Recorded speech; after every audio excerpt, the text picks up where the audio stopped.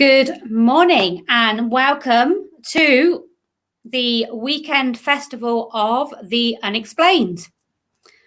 And our first guest this morning, we're very privileged to have him because he doesn't do many interviews, is Mr. Steve Higgins.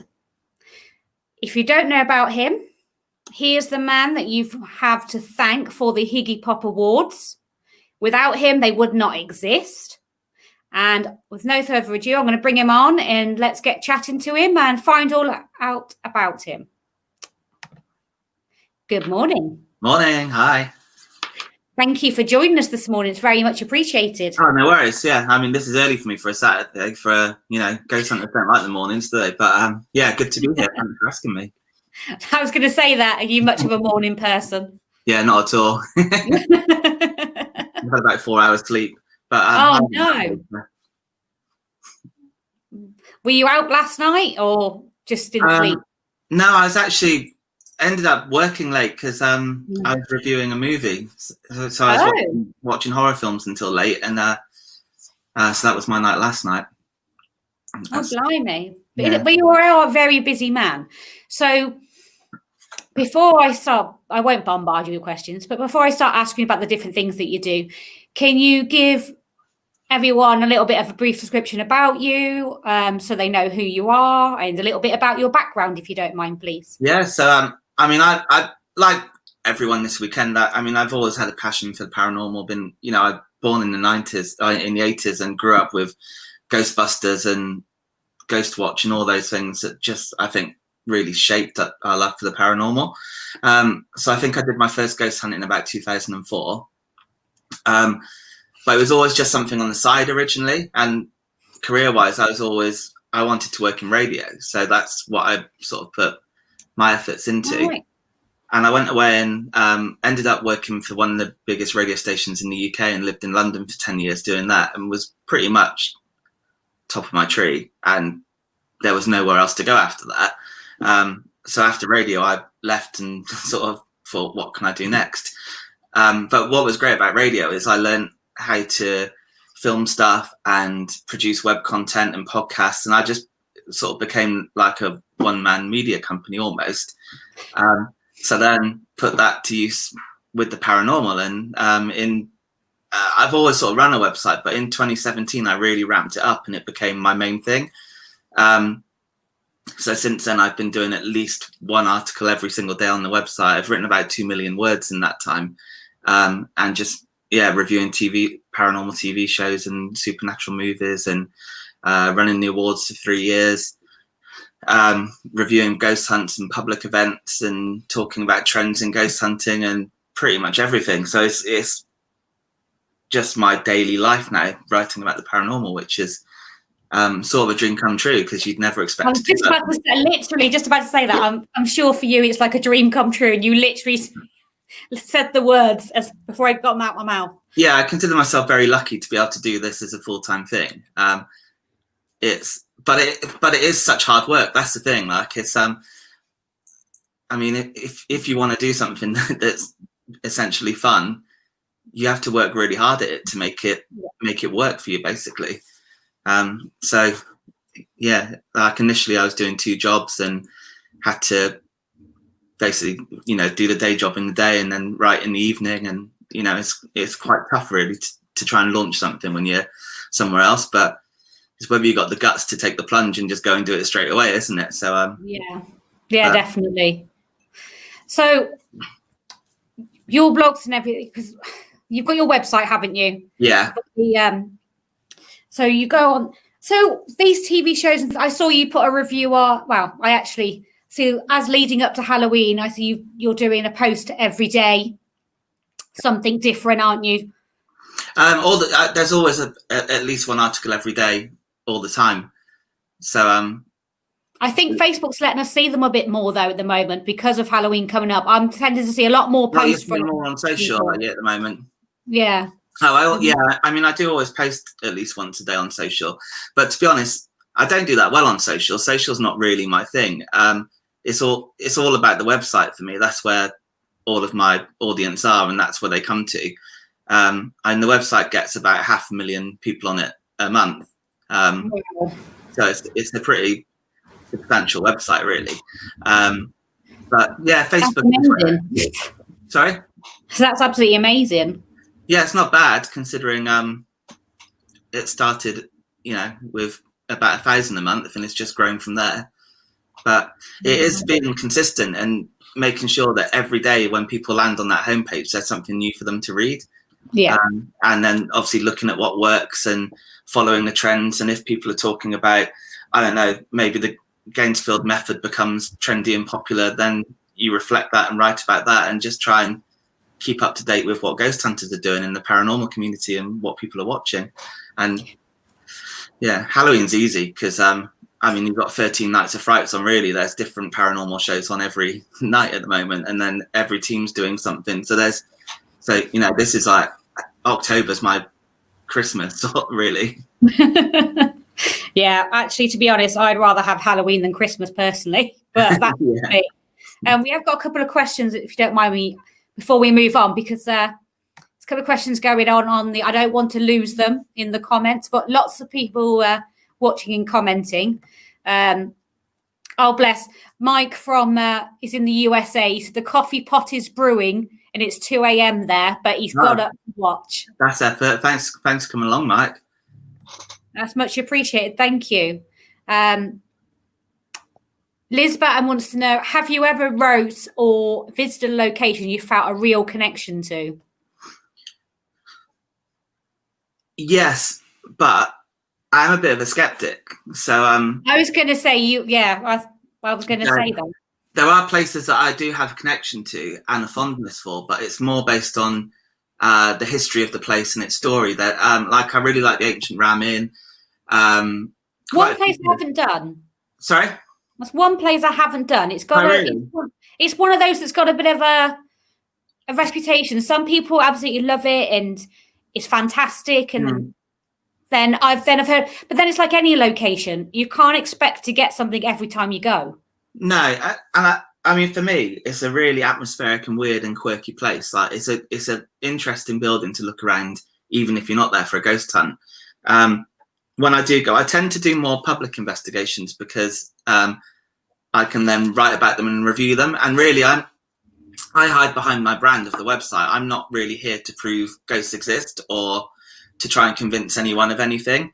I just review what people are up to.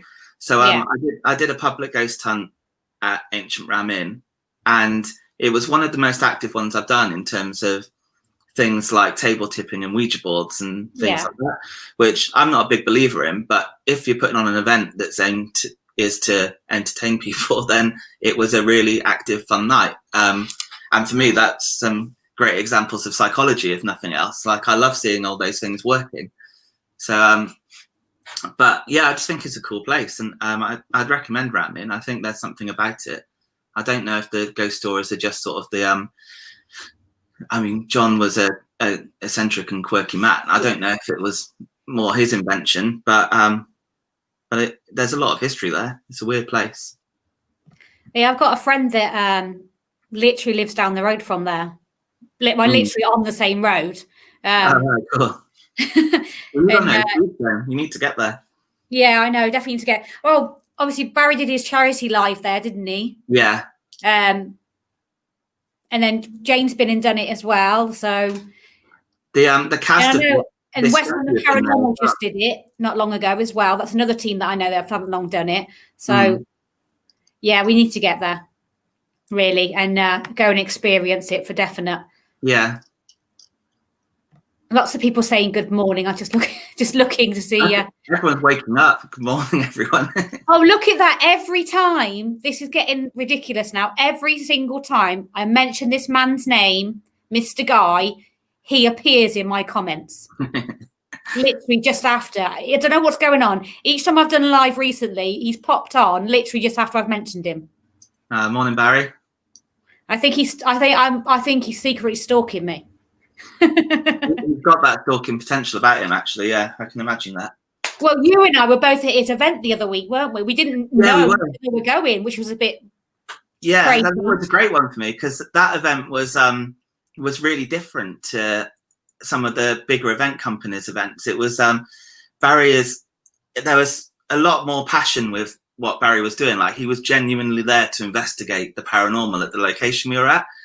And you just know that he went home with all the evidence he collected on his audio recorder, and he would have sat there and reviewed it. And, you know, he was genuinely there to investigate. He like had an agenda and a motive, and he took you along on that journey. And it was really different to other paranormal events I've done. So it was really good.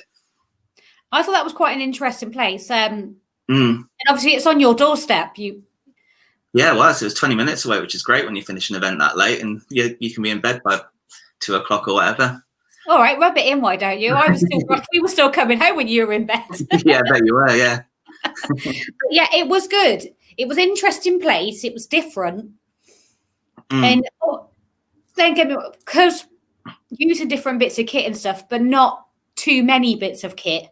You know, you weren't with it, which I think is always a good thing, to have a good mix. Like for us, obviously, we had mediums in our group, including myself, obviously. But then we used different bits of kit in different technology, and so we did different experiments as well. Yeah. Yeah, so what you need to do, good mix. My preferred method, I guess, is the sort of calling out and sit and wait. Because, I mean, my belief is that hauntings happen, and it happens to people in their homes. And they're not sat there with K2 meters and things like that. So I just like to hear the sounds around me and kind of pick up on stuff that way and see if I can experience because for me as a skeptic, I want to experience what other people are experiencing. So for me, as watching and listening, I want to see it happening or hear it happening. Yeah, which is good rather than relying on bits of technology. There is a question actually. Stu Weaver wants to know, what's your favourite piece of tech, Steve? He says. I know you've written a lot about equipment. Yeah, I write quite extensively about kit. Can I have 2 favourite bits? You can, Steve. This hour is about you. You can do whatever you want. So I don't have much faith in K2 meters and EMF meters because I think they can be false triggered quite easily. But I like the REM pod because the REM pod, if I put my hands next to it, it triggers it. So that's a good start. If it can detect a human, it stands a better chance of detecting a ghost or something near it, surely. Like, it physically needs something to go near it to trigger it, or at least some sort of energy or some sort of electromagnetic field. And they're quite hard to get it to trigger with things like mobile phones and walkie-talkies. You've got to hold it in just the right spot and quite close to it. So you don't get many false positives from REM pods. I mean, I was at East Drive and we had one there for 6 hours and it triggered once in response to us. And the rest of the night, nothing seemed to be triggering it in the house. The other device I really like is the tri-field meter. Yeah. But the reason I like that is because when a K2 starts flashing and the lights are blinking, you can pull out the tri-field meter and find out whether it's genuinely electromagnetic or if it's radio interference. So stuff like, you know, from a mobile phone or broadcast nearby, because you can flip the tri-field between electromagnetic and RF. So you can actually debunk a K2 meter and say, no, this is RF. This shouldn't be setting off the K2 anyway. So I like that just for that reason. That's interesting. The last couple, I do quite like that, especially the REM. I do like. Yeah. And my new one is the periscope. I quite like that at the moment. Yeah. I think that's because we haven't had it long. So I think it's because it's like anything. It's a new toy. Is that similar to the REM pod? Yeah. It is similar in a way that it has to be triggered. You can't trigger it. You can't actually set it off or anything. Well, Barry says the TF2 or the traditional analog one. I've got the traditional analog one. I don't know how the two compare. Oh, and he said that he didn't get home till 4:30 that morning. After Bristol. Event. That's his own fault. You can't blame us. It was his event. He put it on. Okay. So people have they've put your website up in the comments so people can find it. So you've got Higgypop Paranormal as well, haven't you? What's that? The awards, do you mean? Yeah, so should we tell everybody about the awards and how they came about and how you came up with it in the first place? Yeah, so the awards are basically so when I started the website, took it on full time, obviously I write a lot about the paranormal, and it's very useful for me to know what's going on in the paranormal world, and what's popular and what's trending. So the sort of awards was born out of that, because I wanted to know what people wanted me to write about, and the awards sort of is sort of like a big survey for me. But the other thing is, the big television shows that I write about, like Ghost Adventures, Most Haunted, Help My House is Haunted, all those sort of shows, draw in a lot of the traffic and visitors to the website. But then I also like helping out and promoting smaller teams. So the sort of core idea of the awards is to use the interest in those big shows to put the spotlight on some of the smaller teams as well. And the categories are sort of structured to let the smaller teams, I hate saying smaller teams as well, because it makes them sound like they're not as worthy, but they totally are, which is the point of this. But it lets the sort of independent teams shine through in categories. So people will come along drawn in by the likes of Zach Bagans and stuff, but then they'll be introduced hopefully to the smaller teams and vote for them and learn a bit about them as well. Yeah, so you've got a lot of different YouTubers. A lot of people don't tend to go so much live on Facebook anymore. They tend to do it more on YouTube and things like that, don't they? Yeah. So do you change so anyone that isn't really familiar with the award, do you change how do the categories come about each time? The first year was a bit guesswork, really. And then last year I tweaked it a bit just to let some more smaller teams sort of shine through. This year it's a bit different again, just because COVID's changed a lot of things. So there's been less teams out doing stuff, less events companies out doing stuff. And to be honest, some of the categories last year brought out the worst in some of the smaller teams. I mean, people talk about the TV stars having big egos and stuff, but actually it was the celebrity ghost hunters who were the most humble, and congratulated those in their categories and stuff. But some of the, especially in the individual category, people category, there was just a lot of dispute and rivalry between teams. And the whole point of this is to sort of share some love, positivity, and make people feel good. Yeah. So because that's not what it was all about, I've scrapped a few of the categories on that basis and gone for less contentious ones. And also last year we had best male and female ghost hunter, which will be won by the likes of Yvette Fielding and Zach Bagans, because it's the Paranormal Entertainment Awards. We're not, there will be parapsychologists working in universities who are the best paranormal investigators, but this is the Paranormal Entertainment Awards, and we're asking you who's your favourite television ghost hunter. Well, yeah. Because the message seemed a bit lost, it was just easier to get rid of those categories. So so you've got rid of those now. So have you got replacement categories for this year? No, this year it is cut back a bit just because of COVID. Really, it's there's a couple. It made it difficult for you because people aren't really going out, are they? And obviously people aren't so much filming and everything else because they've not been able to. So there is a Coronavirus Community Spirit Award category this year, and potentially another one which will be announced at some point. So that's designed to award someone who's gone out of their way above and beyond to raise spirits during lockdown, basically.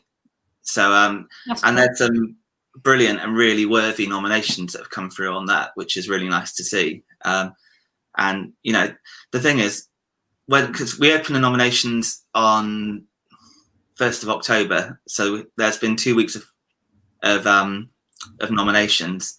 They've closed this week, haven't they? Have they closed now? Yeah, they closed on the 20th. I'm sure I read that they closed this week.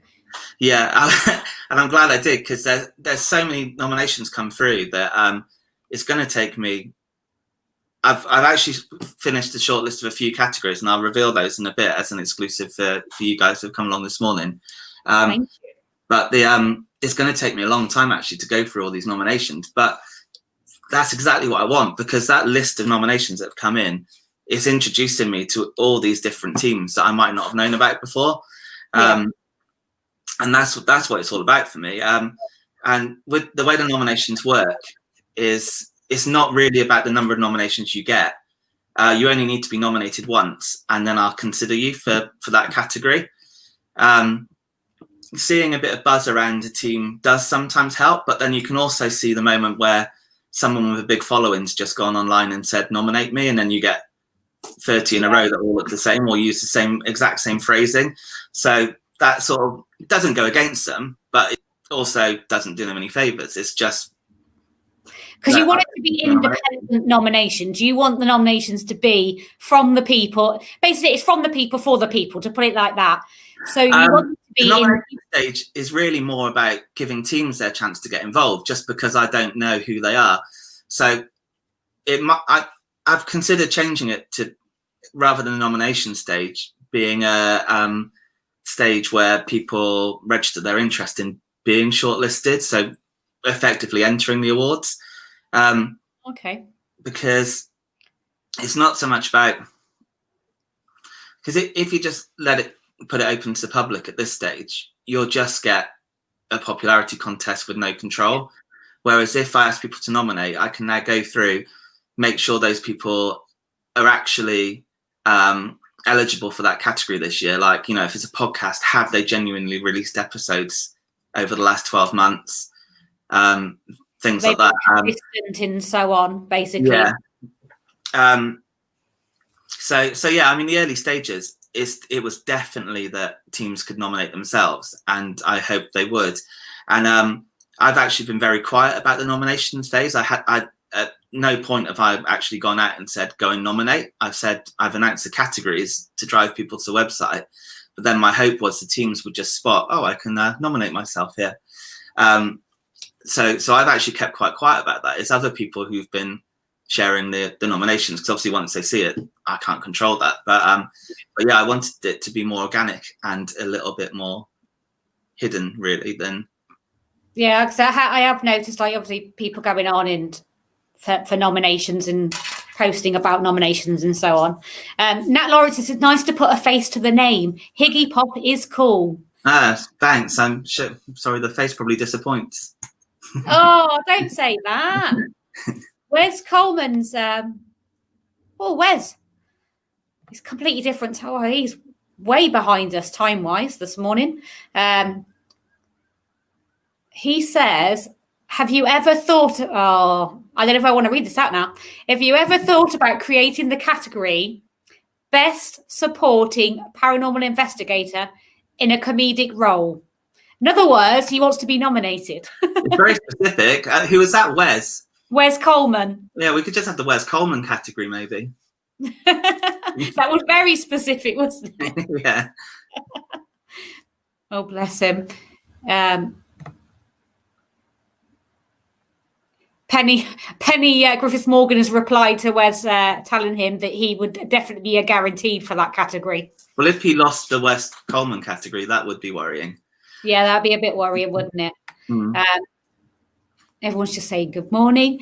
So, when can everybody, just so they all know, when will the categories be announced officially? Well, the categories are announced, so that the shortlist will officially be announced on the 1st of November.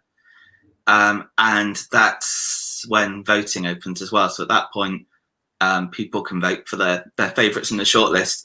And that stage last year, we had 60,000 votes. Yeah, 60,000 votes, which was amazing. And I've shortened the voting period this year because it's really stressful to have that many people on your website and worrying that it's going to get taken out all the time. So there's people, isn't it? Yeah. So voting closes on Friday the 13th, because I thought that was a nice date to close it on. And to let you in on a secret, there was going to be an actual physical Paranormal Entertainment Awards ceremony this year. And we had a venue booked, and it was going to be a physical event. But obviously stuff's changed, and it wasn't the right year to do it, because you know, unfortunately, you want to shake hands and congratulate people. And the idea was to bring the paranormal community together and have a bit of a celebration. And if you can't even give each other a hug, it just felt it would sort of taint the memory of the first one. So that does mean potentially next year there will be some kind of awards thing. But this year, the winners will be announced in a live stream at the end of November. At the end of November. Yeah. Okay. And how many categories are there for anyone that doesn't know? Well, that's something I should know. They're about, I think it's about 15, 16 this year, but there's a couple that aren't listed on the website at the moment because they're not public nominations or voted anyway. So there's a few sort of hidden categories as well.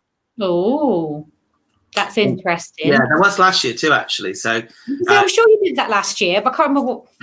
Last year there was the Lifetime Achievement Award, which wasn't listed up front.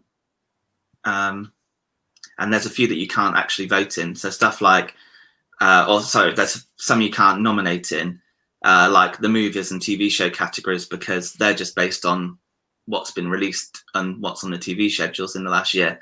Like, I don't need people's help with that. I can see that. And then with voting as well, some of the categories don't have public votes, so we'll just announce a winner on that. Oh, okay. So I'm just looking. Your website is being reposted for everybody, because I wanted to know about your website and where to find you. Is it just? It is only the website, isn't it? There isn't a Facebook page. Well, there is a Facebook page. Why am I lying? Of course, there's a Facebook page. I've actually been. Yeah, you have. Yeah, so it's Facebook /Higgypop and Twitter /Higgypop and Higgypop.com. I can't believe I'm just lying to myself and lying to the world. And I know, and I've even been on there. I've even commented. I've even liked. Yeah, I know you haven't in the last few days as well. There's no excuse. I know. I think it's called lack of sleep in trying to concentrate on so many different things. I'm just making excuses, basically. I'm not gonna lie. I literally am just making excuses. Mm. There is a YouTube channel as well, which I'm quite proud of, because I hit 100,000 subscribers this year. Wow! But it's not, although it's on the same theme as the website, it's not tied in that nicely with it at the moment. So now I've hit 100,000 subscribers.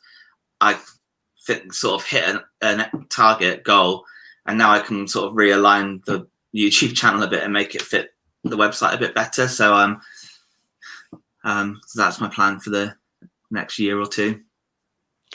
Barry says he's got to run. He's off investigating again tonight. Cool. He's just said his goodbyes very quickly and plugged himself for tonight. Fair enough, we'll do that. He will be joining us this evening, but I shan't be reading it out because he's already plugged it in the comments. We're here to talk about you. 7 p.m. Yeah. 7 p.m. Yeah, that's what he's put. 7 p.m. Enjoy the day. Bless him.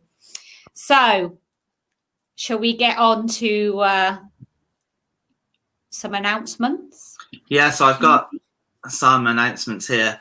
So there's actually, I haven't shortlisted all the categories yet. I've only actually managed to get through about 7 of them. But I can give you 3 today, I think. 3? Which, as an exclusive. So one would have been exciting, but 3? So I'll start with, this is the best paranormal movie category. Okay. Which has been a difficult one this year, because Ghostbusters should be on this list, but that's now 2021, and several films have been pushed back to 2021. Yeah, there's quite a few. Should have been quite a lot of new ones should have been out, but obviously no filming. So, so on the list, there is Brahms, The Boy 2, which is a sequel to a weird, creepy supernatural movie. Yeah, one freaked me out. The first one. Yeah, it's good though. I won't say more because it's will be a spoiler. Then there's Extraordinary, which is on Netflix and is well worth a watch if you're a ghost hunter or paranormal investigator. It's a British film, which is probably a little bit underrated. It's a sort of dark comedy, but it's set in Ireland, but it's very good. based around a paranormal investigator.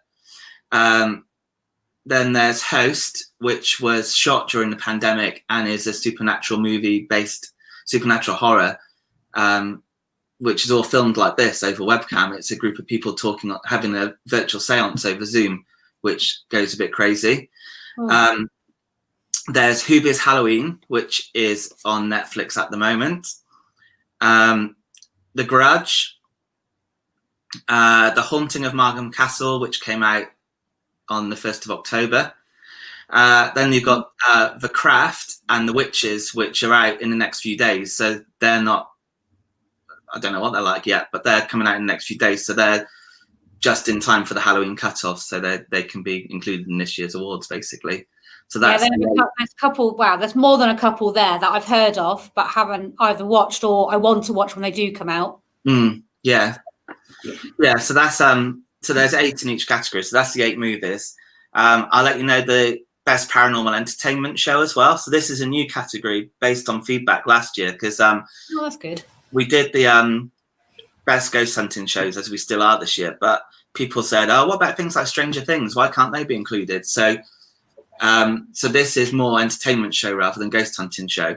And Stranger Things, again, should have been on the list this year, but that's been delayed due to the pandemic as well. Yeah. So hopefully they'll be back next year. So on the best paranormal entertainment show category, you've got A Christmas Carol, which is obviously based on Charles Dickens' ghost story. I think probably the best ghost story of all time. So that was aired on the BBC over Christmas. There's BBC's Ghosts. The second series of that aired, finishes this week, a couple of weeks ago. Hellier, Lock and Key, which is a Netflix original. I like that one.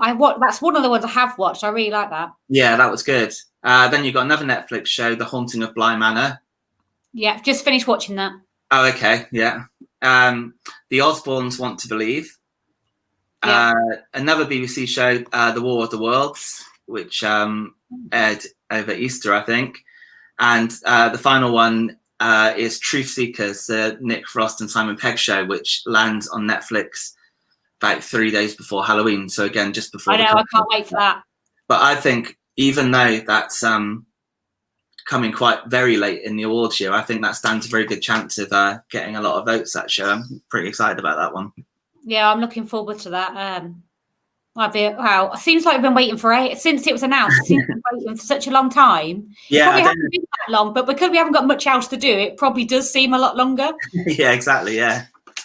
But I'm really looking forward to that. I'll give you one more category as well, which is the best paranormal book. So on this list, we've got Alex Matsuo, The Brave Mortal's Guide to Ghost Hunting, Amanda Woomer, A Haunted Atlas of Western New York, Amelia Cotter, This House, The Story of a Girl and a Ghost, John Fraser, Poltergeist, Mark Rees, Paranormal Wales, I know she's watching now, Penny Griffith Morgan, A Haunted Experiment, Neil Packer, Mercurius and the Shattered Mirror, and Richard Estep, The Hanging Pit. So that's 8 books, which I think that's a great category actually, and some really good books there. So that will be an interesting one. Yeah, that's definitely going to be interesting because they're all quite different as well. They're in their style of writing, aren't they? So you've got something different for everyone there. Yeah, and again, if you don't normally pick up a book, you've got such a variety there of writers that you're sure to find something that you'd enjoy. Yeah, and the category didn't specifically say it had to be a factual book or a fiction book, so sort of anything can fall into that category. So, but there was a lot of nominations in that category as well, and a long list to go through. I mean, I could have almost done a whole category of Richard Estep, but I was going to say he's written a lot. I'm looking up because we've got quite a few on our shelf up there. Yeah, we've got a few of his, and I know Jolene's got quite a few of his books as well. And obviously, we've got Pennies too. Better say we've got Pennies. Yeah, but yeah, that's like I said, and they all write differently. And the thing I find strange when I read one of their books, like Pennies or Richard's, it sounds mad, but I can hear them like reading when I'm reading it. I can hear their voice. Yeah. because knowing them both, it's really strange. I can literally hear them as I'm reading the words. It is very odd. But I think there's a couple there definitely that I have looked at, and I thought, well, I'm gonna have to have a look at those in purchase those. So now then, definitely gonna have to have a look now. Some fantastic categories there. Good luck to all. You all win just for being in there, which is true. Yeah, I mean that's how I've always hoped people would see it. Being nominated, because I think that I can't tell you the exact number. I think it was about 30 or 40 books nominated. So I went through and I ranked them based on how long they've been available, and sort of proportion of their Amazon scores and Goodreads scores, how much buzz there seems to be around it. So the 8 books that I pulled out of that list are I think the most worthy this year. So yeah, definitely being shortlisted should be considered a win anyway. Yeah, most definitely. Okay, just looking, just checking the comments. Someone said Jane Harris, Peggy the Doll, which was a nomination that came through, but that wasn't written in the last 12 months. So that was one that was excluded for that reason. Yeah, that was quite a while ago now. Yeah. But like I said, all these nominations are in the last year. It's not the last few years. It is every year. Has been the last 12 months every time, isn't it? Yeah, it has. It's always the 1st of November to the 31st of October.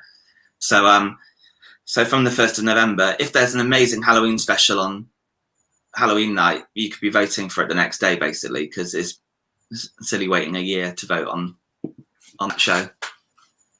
Okay, I'm just going to have a look through the comments, see if any ones I've missed. Okay.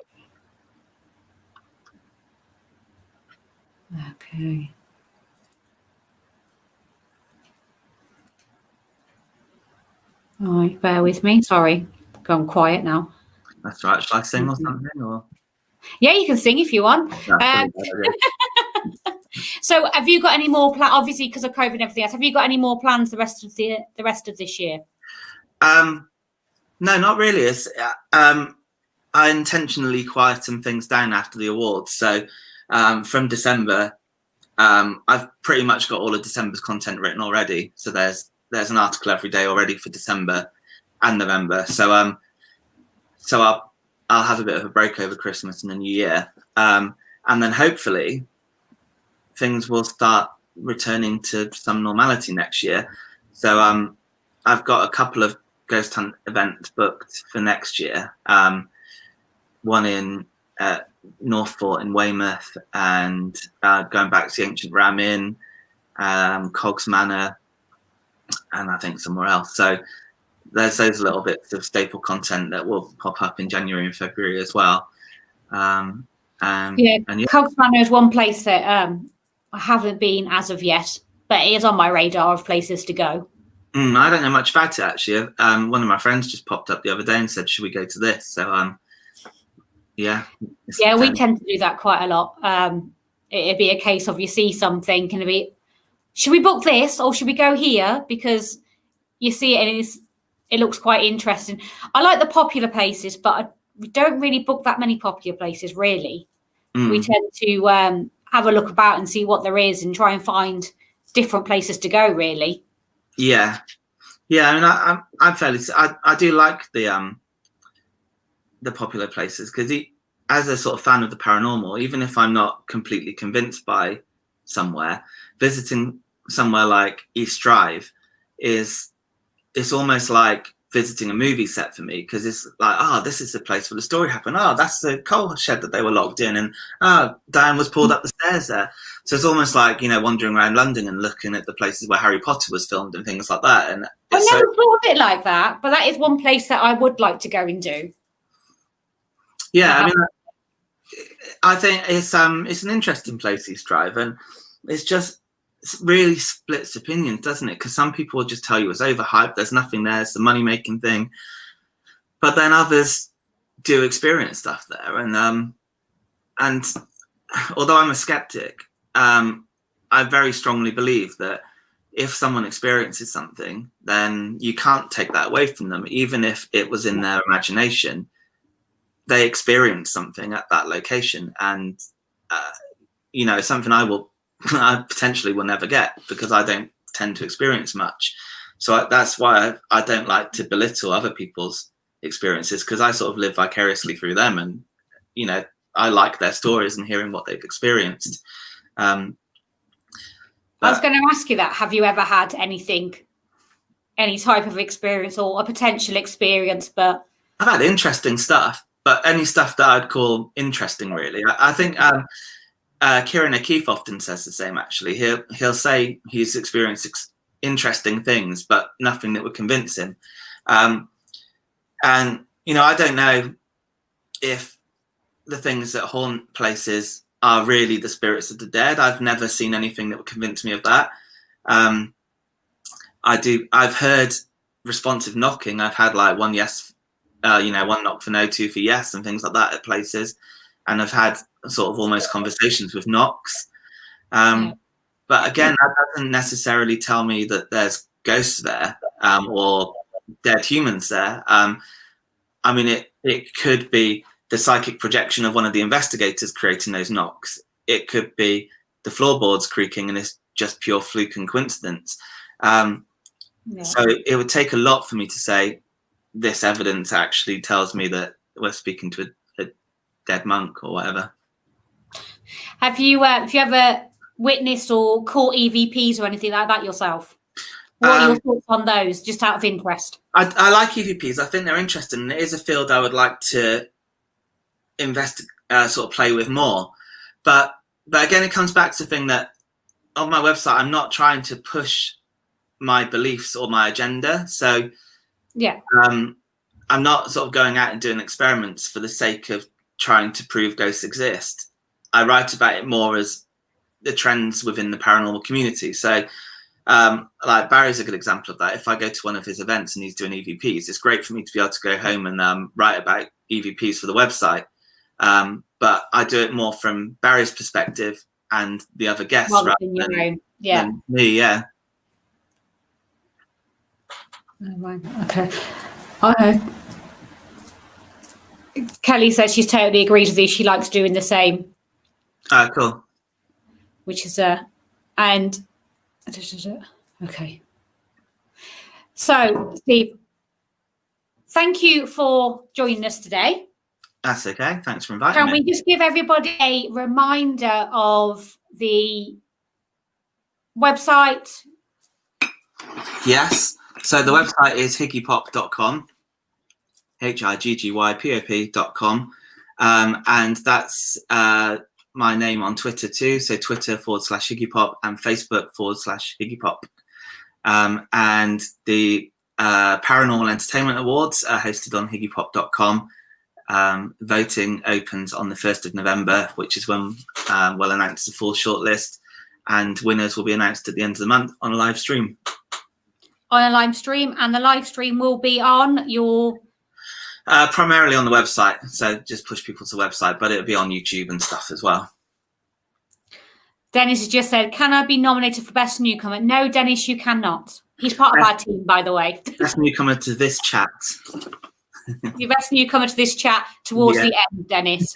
And you are part of this event, so now he's in trouble. Best newcomer would be an interesting category, but that would be... I've thought about it, but it'd be impossible to vet that because... I was going to say that would be a night. How would you be able to monitor that and vet it? Yeah, because new teams are all over the place and new investigators are coming along all the time. So, yeah, stuff like that. Because although you want to reflect the smaller teams, and that's the point of it, obviously there's a cutoff where people are sort of below other people's interest. And so, yeah, it's a difficult one to balance and work out what's of interest and what's not. Yeah, I can say it is a difficult one because, like I said, I don't even know how you're able to vet all of this, and it must take so much of your time. Obviously, you do it full time, so it takes so much of your time, and it must be hard as well, especially if you know people. Yeah, I mean, that is a difficult. I mean, knowing people in the field is very difficult when it comes to creating a shortlist. But I think because I'm quite open about the fact that I do this as fairly as possible and as legitimately as possible, I think people then respect the fact that if they've not made the shortlist, it's because I couldn't put them in the shortlist, but that being a friend doesn't count for anything in this. You know, it's not about my favorites. It's about what people nominate, what's trending, what's popular. But also the nominations that come in you'll get like some teams are more hungry for attention than others, and they'll say, go and nominate me for a Higgypop award, but their followers are potentially a little bit dense, and they'll come along and they'll nominate that person in every single category. So you'll end up for a nomination of like, I don't know, what name can I say that doesn't sound like a real one? Peter Smith will be nominated for best television show, best podcast, so I have to go through and work out if Peter Smith does do a podcast and if he has got a YouTube channel. And I've had to email a few people this year and say, do you do this? Or because you've been nominated in the Facebook category, have you got a presence on Facebook? No. So obviously they get excluded, and then you've got to go through and work out if they've genuinely so the blogging is on a website, not a Facebook page, but some Facebook pages have been nominated for the blogging category. So you kind of whittle it down that way. But then I've got to also work out if those bloggers have actually been posting regular content throughout the year, or if they did a post in May and haven't done anything since. It's a lot for one man. It's so much, like you said, it's so much to go through. And I do. There are some people behind the scenes that I talk this through with. So, so it's not entirely my decision in that respect. There's a sort of secret panel of judges that are people you probably know. So we do discuss the categories and work it out that way. But it's also about finding a fair balance as well. So if, say, someone's nominated in the podcast category, they might not their book might then not necessarily be nominated, because you want to give everyone a chance to shine through. So you also have to pick that person's core or most interesting piece of work from the year and put that through into a category. That's not to say they couldn't be in both if they've done something exceptional, but the idea is to try and balance it out and give everyone a chance to shine through in some way. Wes, why is it the British seem to win most of the awards? We said at the start. No, we didn't. We said before, didn't we? It's not. It's not limited to the UK. It is open globally, but the audience of the website is primarily British. So the people nominating and the people voting are, on the whole, British people. So although a US team can be nominated, it's tougher for them to win. Although having said that, last year, Zach Bagans, who's American, won Best Male Ghost Hunter category. The year before he didn't last year. Katrina Weidman from Paranormal Lockdown and Portals to Hell has won a silver in the female category. So Americans do sort of creep through, but it's a British website with a primarily British audience. But you're more than welcome to push it globally. And, if there's a big team in the US that supports it, which hasn't yet, then that would help get the US votes in as well. Or I assume US. I don't know. Where's this from? He's at Canada. Oh, okay, right. So he said he was being cheeky. We know you were being cheeky, Wes, but yeah, it's a valid question. But it's a valid question, so I had to ask it. And like Steve said, the thing is, unless people are nominating people from over there, they're not going to be in the categories. If it's all going to be British people, and then it's going to be British nominations, isn't it? And the nominations, as I said, they're for me to find out who's out there, because as much as I try to keep on top of everything, I don't know every team in the world. That's way beyond a single human's capabilities. Yeah, of course it is. Even mine. Right, I'm going to say thank you for joining us. Thank you to everybody for commenting. Everyone stay with us. We will be back at 11 with Richard Felix, who will be doing a tour of Derby Jail for us. So stay where you are, stay your TV, if you're watching on YouTube via the TV or wherever you are, laptop, phone, so on. And we will be back with you very, very shortly. And I say thank you for joining us today. It's very much appreciated, especially as you don't really do many interviews. So we feel very privileged that you've done one for us today and supporting our event. No worries. Yeah, hope the rest of the day is great for you all. Thank you very much. Take care, everyone, and I will see you shortly. Goodbye for me and bye for Steve for now. Bye.